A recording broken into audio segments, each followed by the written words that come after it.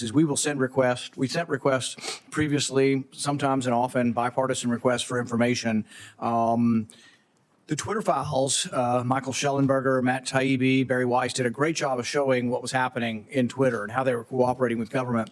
I think the other investigation that needs to occur is who were the people in government they were talking to? Do they still work at DHS? And can we make sure that they're not in a position of authority? And this is not something I'm going to tell you to do. It's just a request that you have your own investigation, that you have people who work for DHS to say, we are going to look for people who are bringing their political bias to work and trying to influence speech and restrict speech based on their bias, and help us in serving that role. Thank you. Thank you. Well, congratulations, Governor Noem. You are almost done. Okay. We've been through a lot of questions. I think you've handled the questions very well. And I'm going to ask a couple of questions, and I think the ranking member has a few, and I think we'll be done very shortly. I think a lot of Americans, including some conservatives, misunderstand the First Amendment. They think the First Amendment says that Facebook has to publish my opinion, or the Wall Street Journal has to publish my opinion, or we need to force them to be fair. That's not what the First Amendment's about at all. The First Amendment really doesn't apply to telling private companies what we can or cannot say. YouTube censored me, and I despise their policy. They actually took down speeches I made on the floor. But really, I don't have a legal recourse other than I can complain about YouTube being unfair and not hosting, both sides of an issue. However, with the government, though, there is a rule. The First Amendment specifically says Congress shall pass no law banning or abridging speech. And this is what really got us worried about, what not only the FBI was doing, but the Department of Homeland Security, actually meeting with these companies on a weekly basis. And imagine the chilling effect of this. Imagine that there are cameras here, that they're going to end their filming of this interview and then decide, well, what she said or what he said really was misinformation and we should edit that out. Can you imagine? It's just hard for me to imagine that the media has not, which once defended the First Amendment, hasn't been in more of an uproar of the government meeting with the media to decide things. Some of this we didn't know. And then Elon Musk bought Twitter. People asked him, they said, well, you paid $44 billion for Twitter. Isn't that too much? And he said, I paid $44 billion to defend free speech. And it's been an amazing service, not only to open up the forum to more viewpoints, but to point out what the government was doing. In this last week, we heard from Mark Zuckerberg, who said that the pushiness, the coerciveness of government meeting with them was unprecedented, and that they pushed back. But he also said worse than them just sort of telling him he should restrict speech, they also threatened him. They threatened to come after him through antitrust law. They threatened to remove parts of, Section 230 of the liability protection. Just to imagine this bully nature of government. And I know you're opposed to that, but if you're confirmed and you're in a position of saying we're just no longer sending people to meet with media, and the way I describe it is to talk about constitutionally protected speech, because some will say, oh, well, what about pornography, or what about child trafficking? Those are illegal. Those are not constitutionally protected speech. You have every ability to meet with that. But for constitutionally protected speech, will you tell us in America that you will no longer be sending government agents to meet with the media?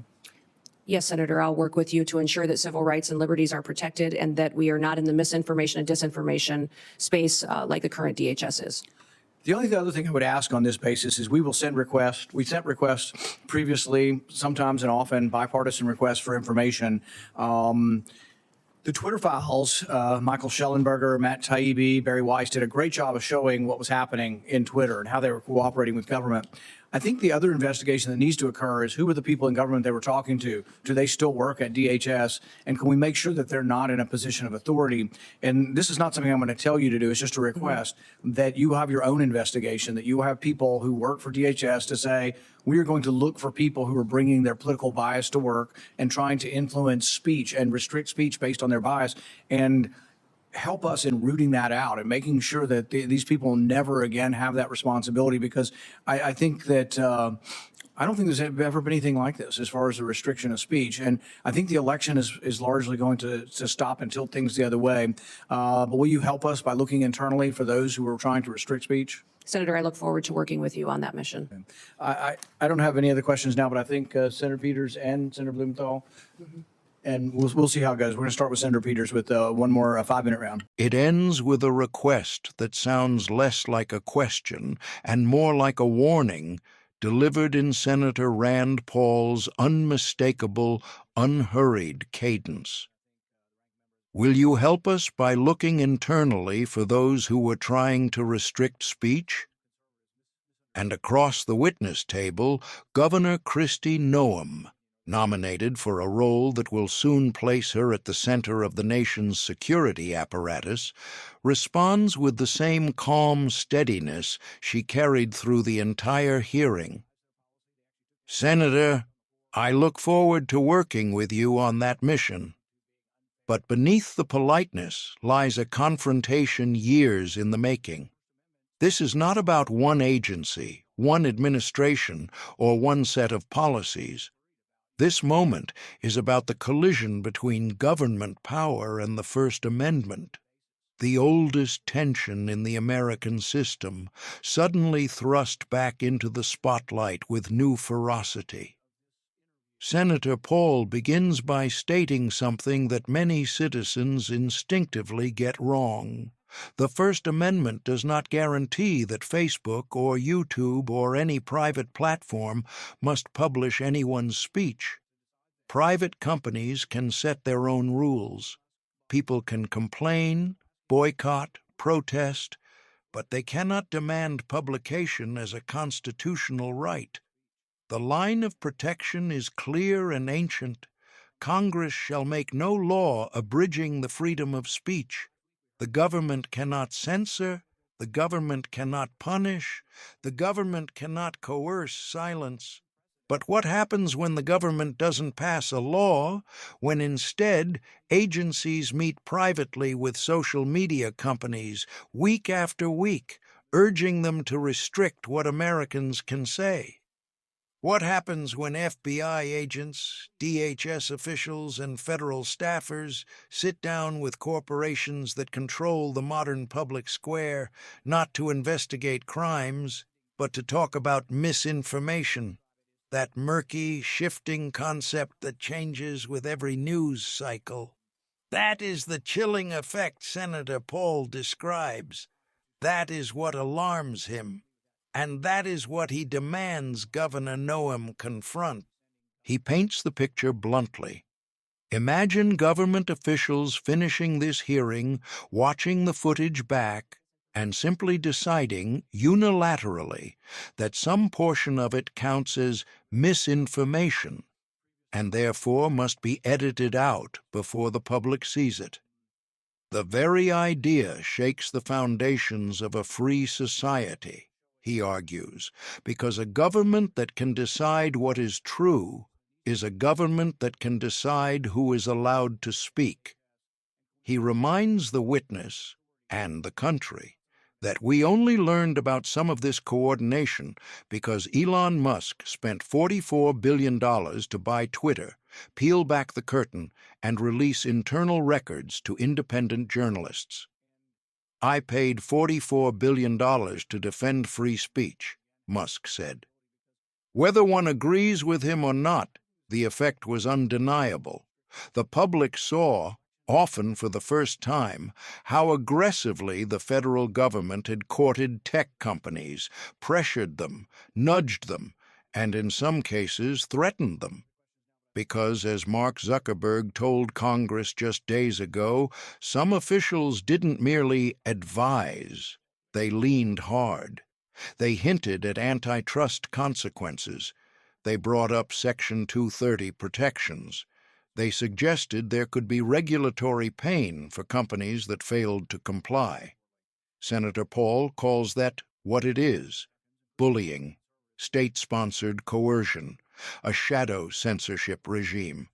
And he asks Governor Noem for a pledge that she will not allow DHS agents under her leadership to meet with social media platforms for the purpose of labeling constitutionally protected speech as misinformation, disinformation, or harmful content.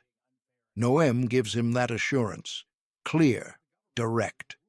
But Paul goes further. He asks her not just to stop the practice, but to root out the people still inside DHS who engaged in it, the bureaucrats who, in his view, injected their own political biases into the most sacred freedoms Americans possess. I think the other investigation that needs to occur, he tells her, is who were the people in government they were talking to. It is not a small request. It is a call for internal reckoning, one that cuts to the bone of trust in the intelligence and homeland security apparatus. For decades, the American people have watched scandals emerge from within these agencies, only to see the mechanisms of accountability blur into secrecy. Paul wants something different: transparency, consequences, reform. Noem doesn't posture, she doesn't dodge, she doesn't dismiss. She quietly agrees, "Senator, I will work with you on that." It is a small sentence with massive potential weight, because what this hearing reveals is not just a dispute about past actions, it is a stark reminder of how fragile free speech becomes when those who hold the levers of power forget or ignore the boundaries the Constitution draws around them. Senator Paul warns that in the name of safety, misinformation, or public good, government agencies drifted into policing thought, and whether one is liberal or conservative, the danger is the same. Once the government learns it can influence what billions of people see online, it will not easily give that power back. This moment, this exchange, is about reclaiming the line, reasserting the barrier, restoring the principle. The government may enforce the law, it may protect children from exploitation, it may investigate trafficking, crimes, and threats, but it may not, under any circumstances, tell Americans what they are and are not allowed to say. That is what the First Amendment protects: not platforms, not corporations, people. And that is why the stakes of this hearing extend far beyond bureaucracy, because the next election will not just determine who leads the country, it will determine who controls the flow of information that shapes public opinion itself. Senator Paul is sounding an alarm.